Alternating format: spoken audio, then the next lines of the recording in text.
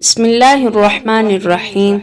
حضرت عبداللہ بن عباس اور دیگر صحابہ رضی اللہ تعالی عنہ بیان کرتے ہیں کہ جب حضرت آدم اور حوا علیہ السلام کے ہاں ولادت کا سلسلہ شروع ہوا تو ان کے ہاں ہر بار ایک لڑکا اور ایک لڑکی پیدا ہوتے تھے۔ حضرت آدم علیہ السلام کو یہ حکم تھا کہ ہر لڑکے کی شادی دوسرے لڑکے کے ساتھ پیدا ہونے والی لڑکی سے کرے اور دوسرے پیدا ہونے والی لڑکے کی شادی پہلے لڑکے کے ساتھ پیدا ہونے والی لڑکی سے کرے۔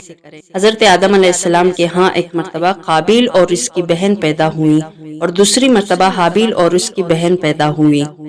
سابقہ اصول کے مطابق قابیل کی بہن کا نکاح حابیل سے اور حابیل کی بہن کا نکاح قابیل سے ہونا تھا۔ اتفاقی طور پر قابیل کی بہن حابیل کی بہن کی نسبت زیادہ خوبصورت تھی، اس لیے قابیل نے چاہا کہ اس کی شادی حابیل کی بہن کے بجائے خود اپنی ہی بہن سے ہو جائے۔ حضرت آدم علیہ السلام نے قابیل سے کہا کہ اپنی بہن سے حابیل کو نکاح کرنے دو، لیکن قابیل نے انکار کر دیا اور سمجھانے کے باوجود اپنی ہی بہن سے خود نکاح کرنے پر اصرار کیا۔ حضرت آدم علیہ السلام نے ان دونوں سے کہا کہ تم اللہ تعالیٰ کے راہ میں بطور نذرانہ قربانیاں پیش کرو، جس کی قربانی قبول ہو جائے گی وہی حق پر ہوگا۔ حابیل بکریاں پالتا تھا، اس نے ایک موٹی تازی بکری قربان کی، اور قابیل کھیتی باڑی کرتا تھا، اس نے گٹھیا قسم کا اناج اللہ تعالیٰ کے راہ میں پیش کیا۔ دونوں نے اپنی اپنی قربانی میدان میں رکھ دی، آسمان سے آگ آئی اور حابیل کی قربانی کو کھا گئی جو اس کی قبولیت کی علامت تھی۔ قابیل کی قربانی جب قبول نہ ہوئی تو اسے غصہ آیا اور اس نے اپنے بھائی حابیل کو قتل کر ڈالا۔ جب حابیل قتل ہو گئے تو قابیل نے کھلے آسمان کے نیچے ان کی لاش رکھ دی،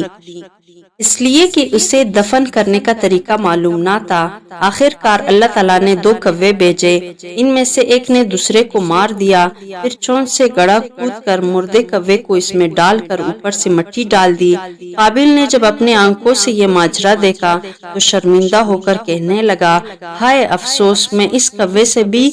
گیا گزرا ہوں کہ اپنے بھائی کی لاش دفن کرنے کی تدبیر بھی نہ نکال سکا۔